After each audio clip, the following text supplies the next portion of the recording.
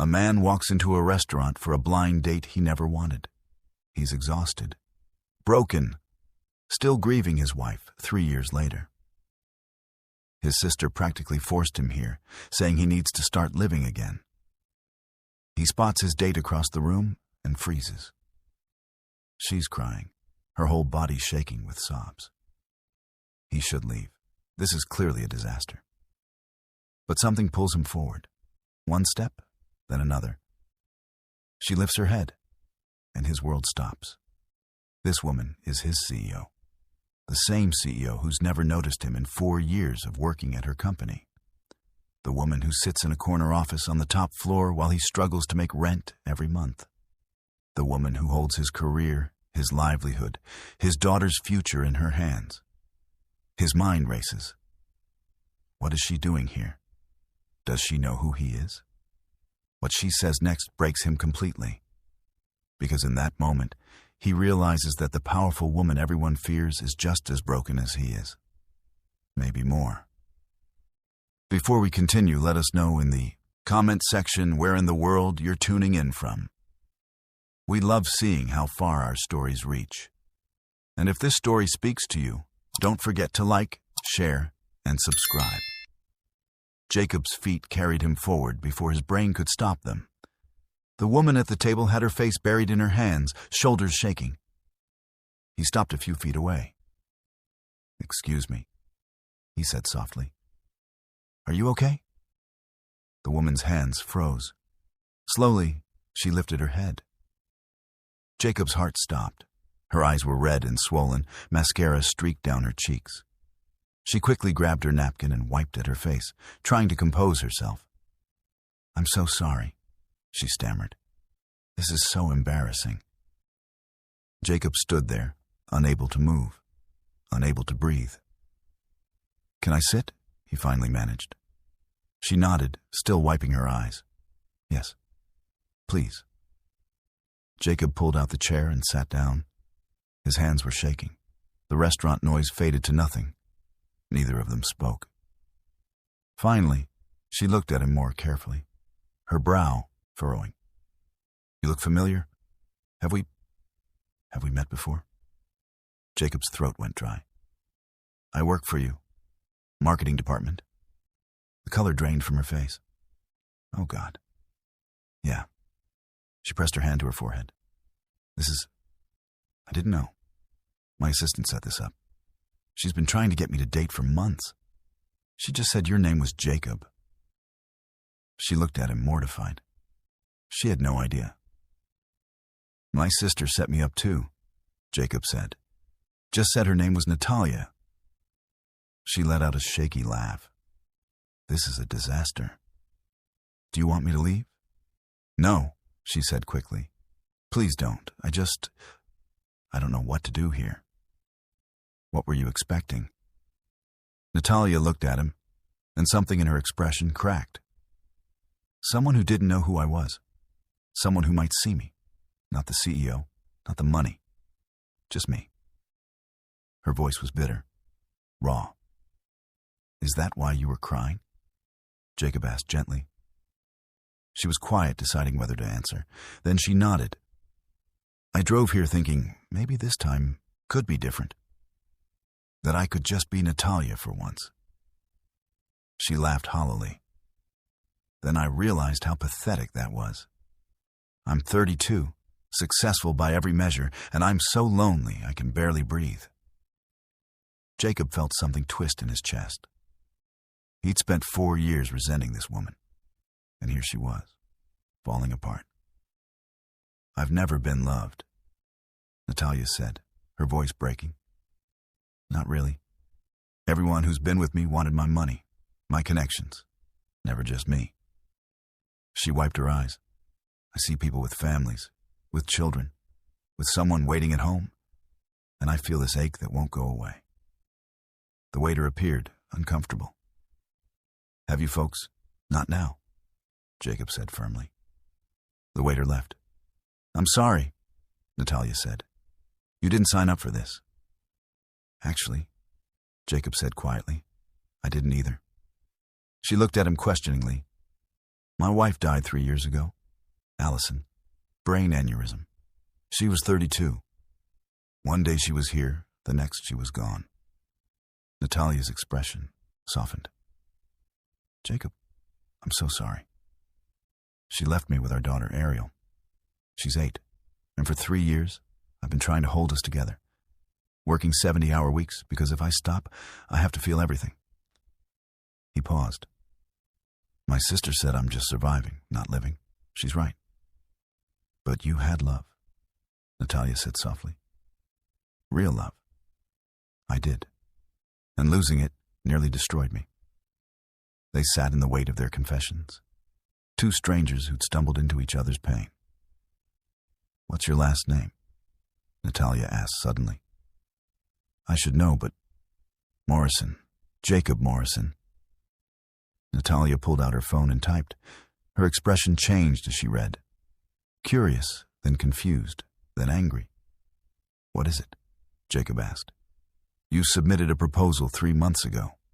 Client outreach restructuring. Your manager marked it low priority. It never reached the executive team. Jacob's stomach sank. I spent 2 months on that. It's brilliant, Natalia said. This could increase client retention by 15%.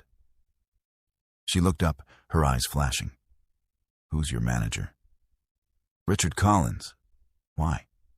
Because he buried your work. Steel entered her voice. That ends now. You don't have to... Yes, I do. Natalia interrupted. I can't fix everything. I can't bring your wife back. But I can make sure your work isn't buried anymore. I can make sure you're not invisible. Something in Jacob's chest cracked open. Why? You don't even know me. Because I know what it's like to feel invisible, Natalia said quietly.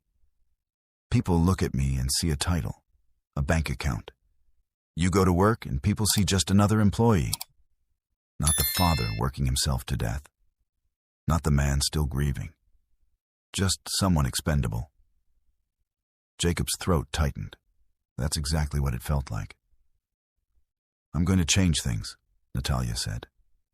Starting tomorrow. Collins is gone. You're getting the recognition you deserve. Just like that. Just like that. I've been blind to what's happening in my own company, but I'm not blind anymore. The waiter returned. This time they ordered, neither really looking at the menu. When he left, Jacob leaned back. This is the strangest date I've ever been on. A small smile touched Natalia's lips. Me too. Tell me about your daughter, Natalia said. What's she like? Jacob's face changed completely. She's everything. Smart, stubborn, funny. She wants to be a marine biologist one week, an astronaut the next.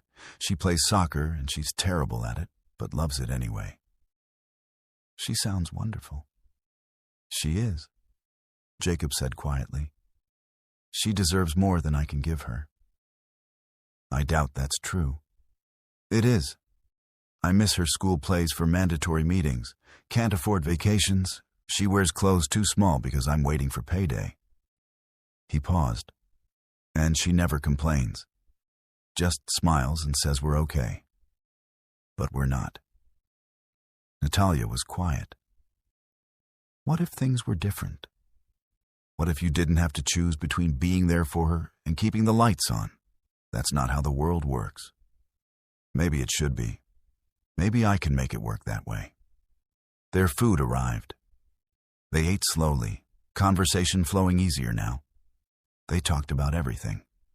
And somewhere in the middle, something shifted. They weren't CEO and employee anymore. Just two broken people finding unexpected comfort. As they finished, Natalia looked at Jacob. Would you be willing to do this again? Not as boss and employee, just as two people who understand each other. Jacob's heart did something complicated. Fear and hope tangled together. I don't know if I'm ready. I'm not either, Natalia admitted. But maybe we don't have to be ready. Maybe we just have to be willing to try. Jacob looked at this woman who'd been crying when he walked in. This CEO who was just as lost as he was. And for the first time in 3 years, he felt something other than grief. Possibility. Okay, he said quietly. Let's try. The next morning, Jacob woke up feeling different. Lighter, somehow. Like something that had been pressing on his chest for 3 years had finally loosened just a little. He made breakfast for Ariel, watched her eat her cereal while telling him about a dream she'd had about dolphins. And for the first time in a long time, he was fully present, not thinking about work, not drowning in grief, just there. Dad, are you okay? Ariel asked, looking at him with those big eyes that were so much like Allison's.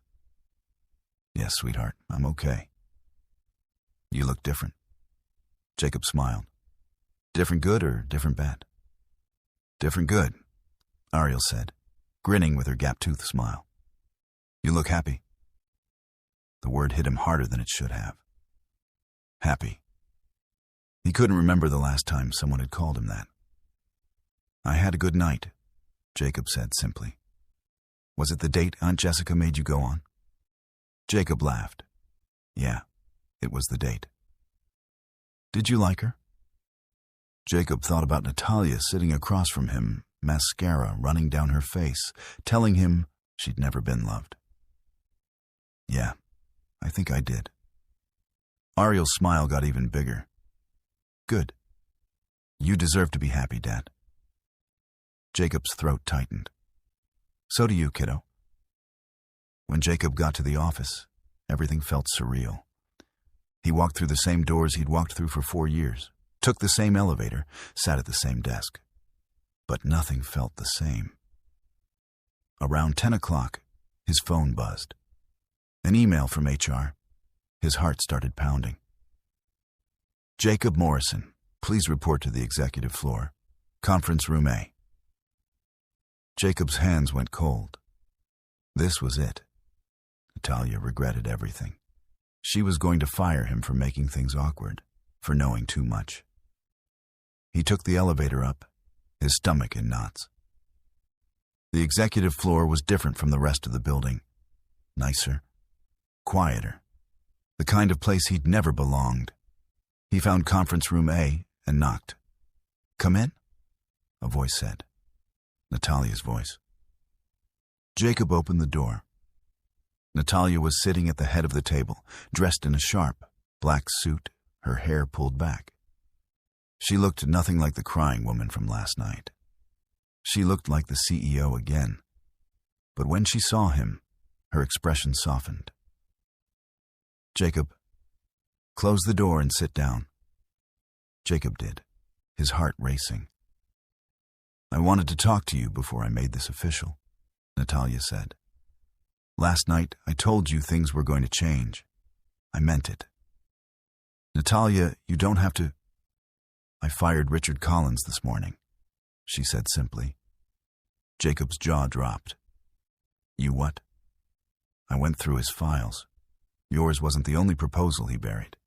He's been doing this for years, protecting his territory, making sure no one beneath him looked too good, making sure he stayed essential. Natalia's eyes were hard. He's gone. So are 2 other managers who were doing the same thing. Jacob couldn't speak. I'm restructuring the entire marketing department, Natalia continued, and I want you to lead it. What? I'm promoting you to Director of Marketing Strategy. Your salary is tripling. You'll report directly to me. She slid a folder across the table. This is your new contract. Look it over. If you have questions, ask them. Jacob opened the folder with shaking hands. The numbers on the page didn't seem real. Why? He finally asked. Why are you doing this? Natalia was quiet for a moment. Because last night, you reminded me why I started this company in the first place. Not to build an empire, not to get rich, but to create something that mattered. Something that treated people like human beings instead of numbers on a spreadsheet. She paused. I lost sight of that. And people like you paid the price. I don't know what to say. Say yes, Natalia said simply. Say yes and help me fix this place. Jacob looked at the contract again.